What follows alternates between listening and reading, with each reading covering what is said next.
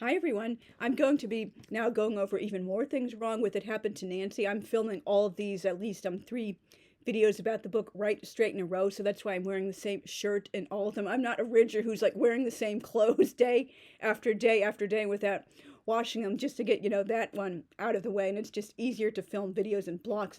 There are so many things wrong with this book. It takes way more than just one video or blog post to go through them all. And I know this woman is a terrible writer. Why am I spending so much time and energy and emotion on her? Because it's fun to rip her apart, and it's a great example of, how not to write, particularly contemporary or edgy YA. And as I say in that blog post, yes, this book is the gift that just keeps on giving.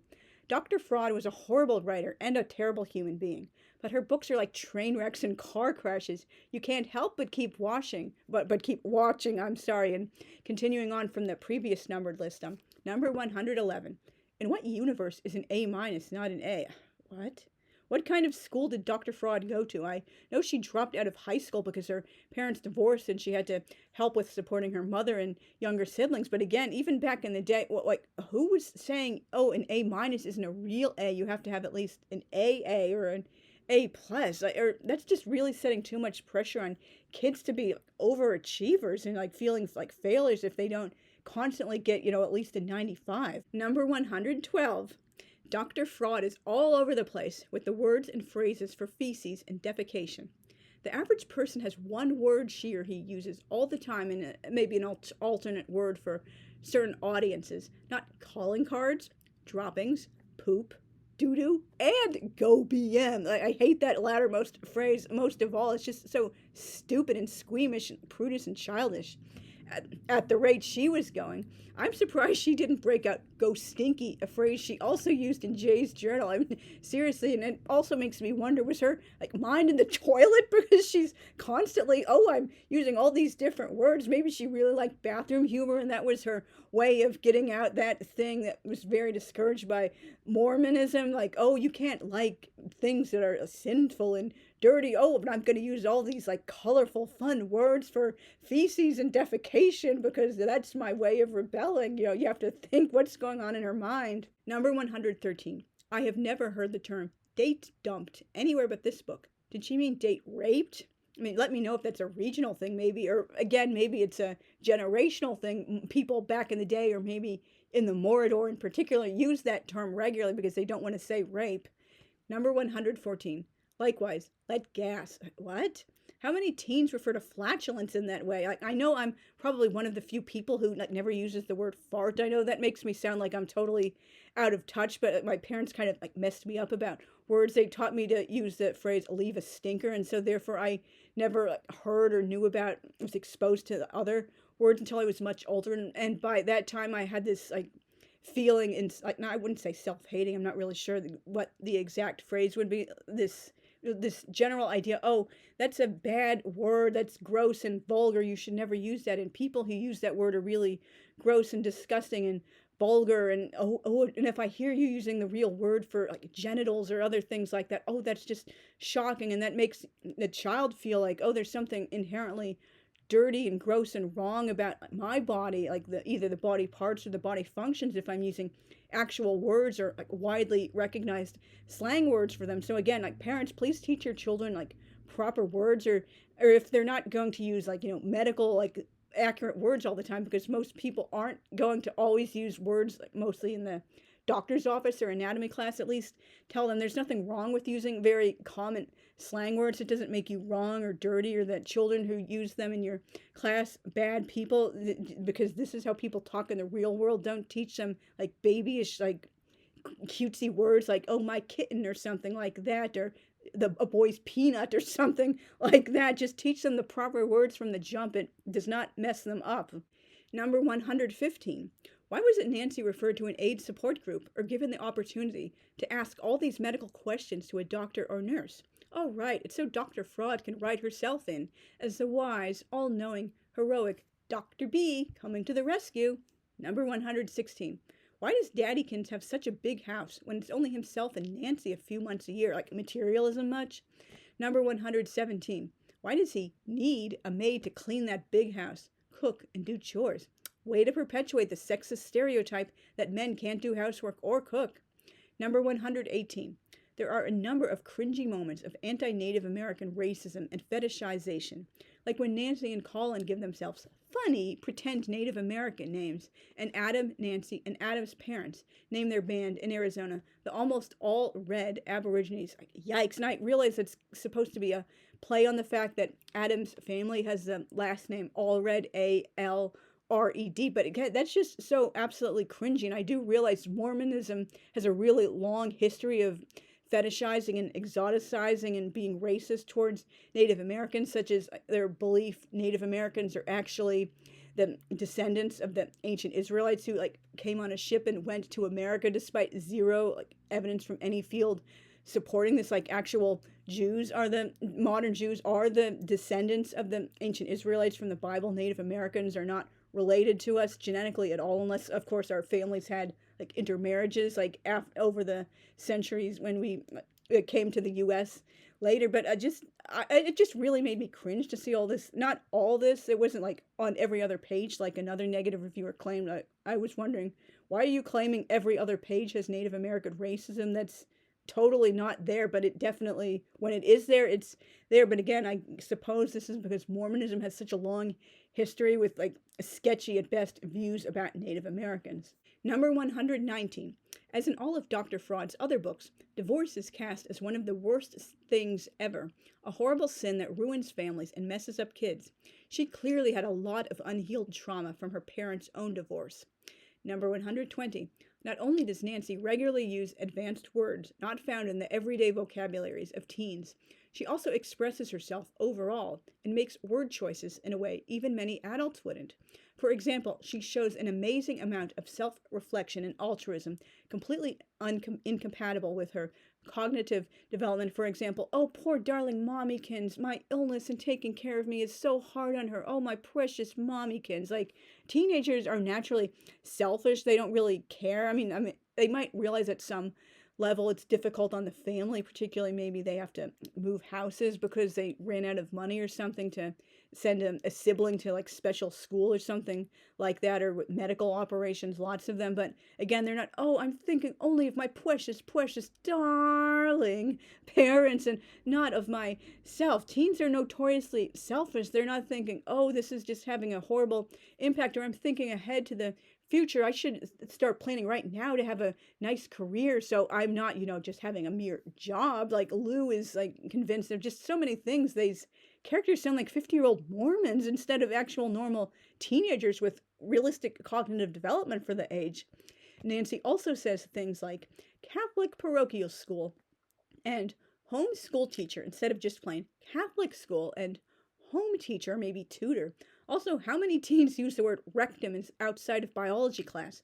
They'd say they were bleeding from their butt or ass. Number 121. How is Nancy too sick to attend school in person, or even take coursework at home, yet totally well enough to go horseback riding, paint on small canvases, do light chores, play guitar, and entertain her parents and Elle when they visit? And she's not even a good student from what's written. She's a total ditz, and that again underscores this isn't how a teen who's constantly giggling with her precious little gaggle and liking to go to the mall and wanting to date Lou and stuff like that. She doesn't care about, and she doesn't mention books she's reading or any serious interest. So why are we supposed to believe she's writing with the kind of mature vocabulary and advanced vocabulary that a 30-year-old might write for a novel, a literary novel, or a journal he or she is deliberately having in mind to be published someday? She's written as a total airheaded ditz, and just one of these things is not like the other. They really don't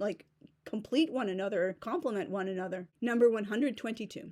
Speaking of, I can't go along with a depiction of Nancy going from HIV infection to dying of full-blown advanced AIDS in just under 2 years.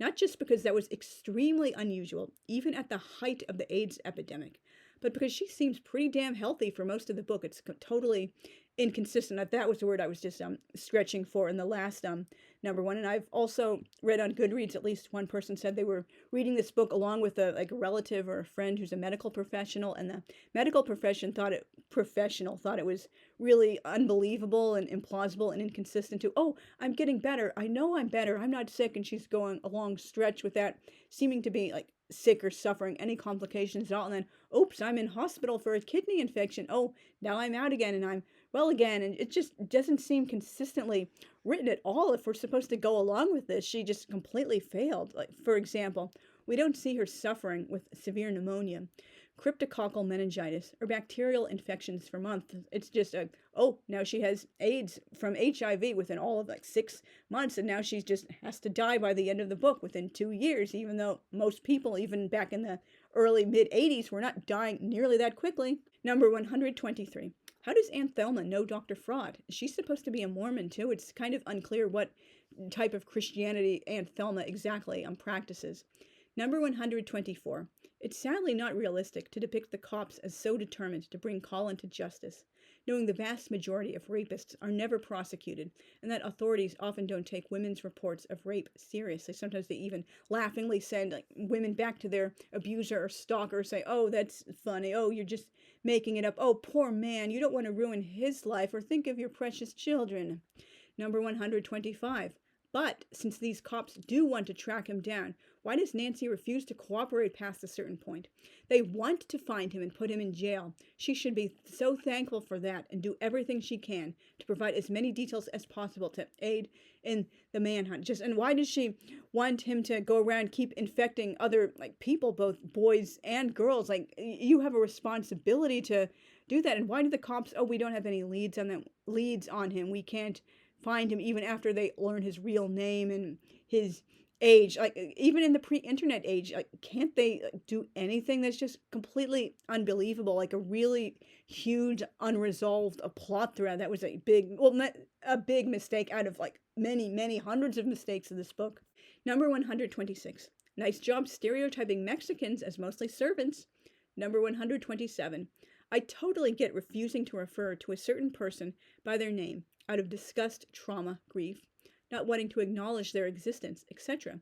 But it seems a bit unbelievable that mommykins and supposed therapist Missy, who doesn't act like a real therapist at all, start calling Colin throw-up too.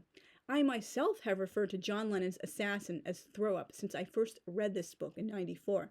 But if I were speaking or writing in a more formal setting, I'd use a term like the murderer. And when I wrote my letter to the New York State Parole Board in September 2001, when that thing was up for its first parole hearing, I did, as was suggested in the form letter, other advice of how to write our own letter in general. I believe it was from the Fest for Beatles fans. I'm 99% certain that's where I heard about the thing coming up for parole, and that we had to jump and start writing to the parole board, keep that thing behind bars. I refer to it by prisoner number whatever instead of using that thing's actual name.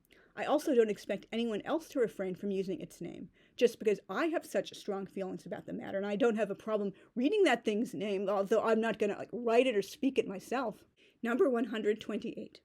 Most modern teens don't jump into serious relationships so lightning quick and carry on as though they'll automatically marry as soon as they're 18. And I do know many teens do, not just romance and sex, but other things, everything in general. They tend to feel so much more strongly. Oh, I'll never stop thinking this is my favorite band or favorite actor or whatever, or this is my BFF, and oh, we'll never ever have a falling out. We'll be best friends even when we're in our 80s, and we'll all three of us best friends, or 5 of us, or however many, will always live on houses next to one another in the same street, or at most in the same neighborhood, and our kids will be best friends too, and we'll never lose touch, and we'll always be as thick as thieves, and just so many things like that. And then they realize, oh, my tastes are changing, or I'm growing away from my friends, or we'll still be friends for life, but it's just we'll never be as close, super duper close as we were in high school, because that's just how people change as they go through more of life. And particularly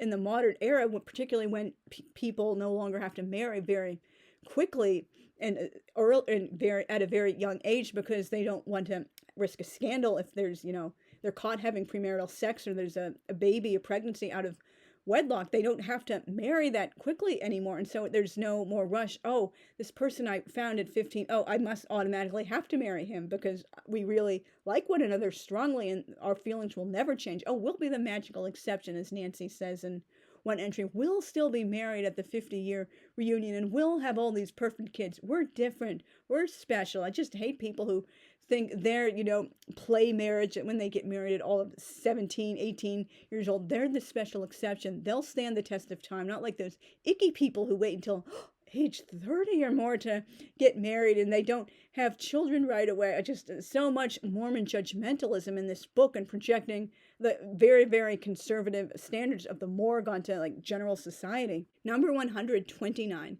Nancy often writes, ellipsis, ellipsis, in reference to rape, death, abortion, Dory's pregnancy, and obediently giving her baby up for adoption ASAP, sex, wetting the bed, and AIDS. Yet she has no problem using such advanced vocabulary words when simpler words would suffice, even for most adults, like saying quarreling instead of arguing or fighting, or that she wants to emasculate Colin instead of wanting to rip his nuts off. Number 130. It's no skin off my back if someone doesn't believe in abortion, so long as she or he doesn't legislate that for everyone, but it's completely inaccurate to describe it as the tiny baby being sucked out, kicking and screaming and thrown away. What? That is absolutely not what happens during the procedure. Even in a late-term abortion necessitated by severe birth defects incompatible with life that were only discovered in the last trimester. Number 131. It's so annoying how Nancy constantly writes so with so many extra O's. She repeats letters and a few other words sometimes too. It's like the teeth-gratingly annoying, stupid beyond words trend of the under 30 set writing, for example, I love it, and OMG, I need that. It sounds so stupid, and I mentally read those words the way they are with the exaggerated, like, stuck caps lock or stuck on one-letter word. Do you think that makes you sound funny or cute? It just sounds so freaking stupid, and I view it the same way. I'm sorry I view people who seriously use y'all in posts or in like titles of posts. Can y'all show me y'all's pictures of y'all's jewelry setups? Y'all. Like actual Southerners don't use the word y'all nearly as much as these like young wokesters do. It's just trying to sound like folksy or something. I don't use the word y'all myself, despite being in the South for 7 years now. It's just, they would think I was like making fun of them because it doesn't naturally come to me. Yet all these people are y'all. I love it.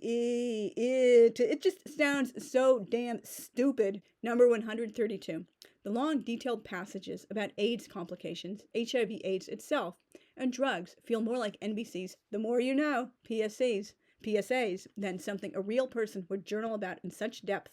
When I had my external fixator and 7 surgeries related to my car accident, 4 leg, 3 plastic, I never journaled about them with that kind of info-dumpy medical detail. Real people going through medical crises have lives outside of that. 133.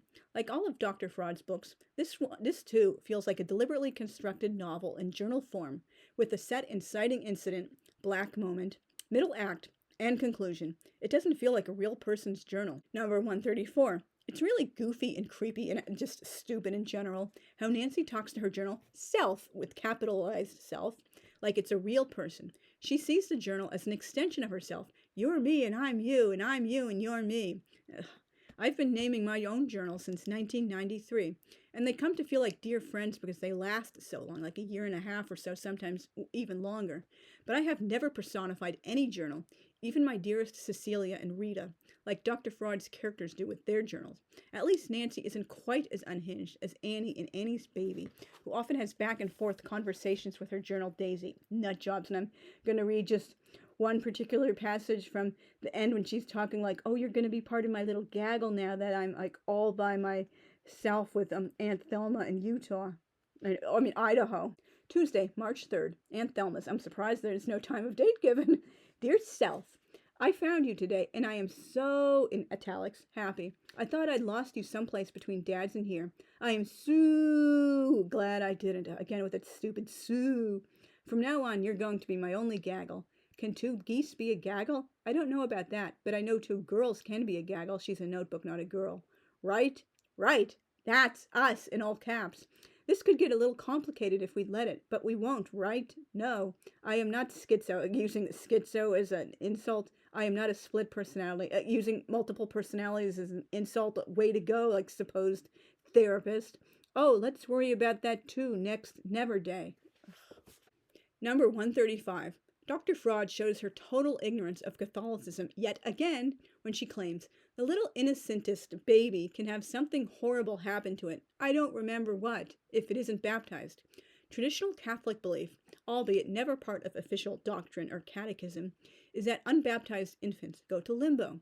Modern belief is that their souls are entrusted to God's mercy, and at the end of times on Judgment Day in Catholic doctrine, they'll be taken up to paradise because obviously they never sinned. They were too young to do that. And miscarriages and late-term miscarriages and stillborns are not baptized in either Catholicism or Eastern Orthodoxy because they never lived to have any potential for sinning at all.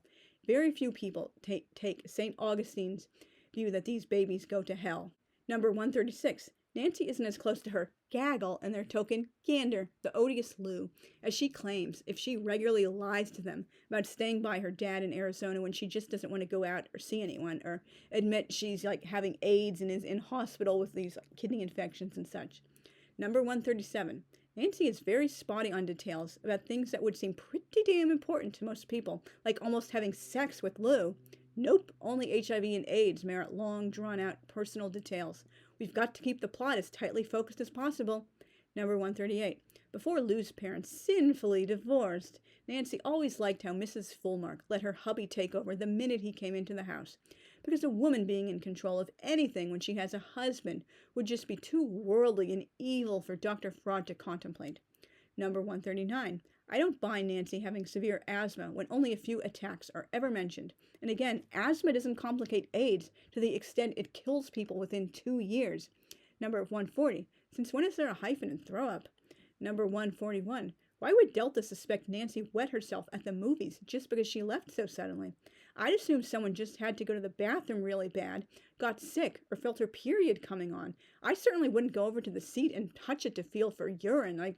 What is going on in her mind? Why do you care why someone left? Yeah, I know it's her birthday, but again, unfortunately, sometimes you can get sick on your birthday, or you just have to call a rain check. These things happen. Oh, it must have been something bad. Oh, and I think she wet herself. Had she wet herself prior and Delta knew about this? Why would she even have reason to suspect this? Dr. Fraud was an absolutely terrible writer and terrible developer of characters. Number 142. How many people have an AIDS counselor sent to their homes for a few hours the day after a diagnosis? Number 143. Luke's older brothers, Kyle and Mike, are really annoying and obnoxious too. I feel sorry for their poor mother.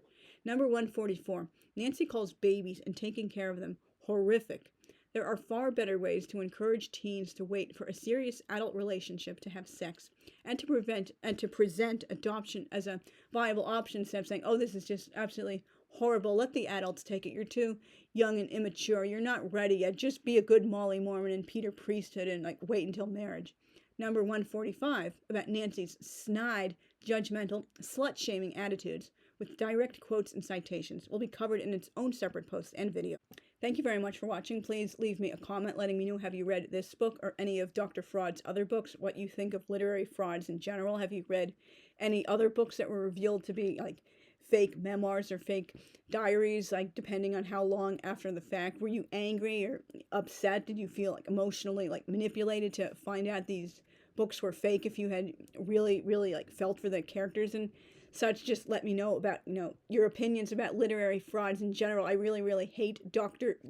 Sparks so freaking much. I've got a few more videos coming up on this, and I do now have a whole playlist about this disgusting, absolutely horrible fraud, and I will be adding more videos to it in future about some of her other books. So see you guys again very soon. Thanks again for watching. Bye.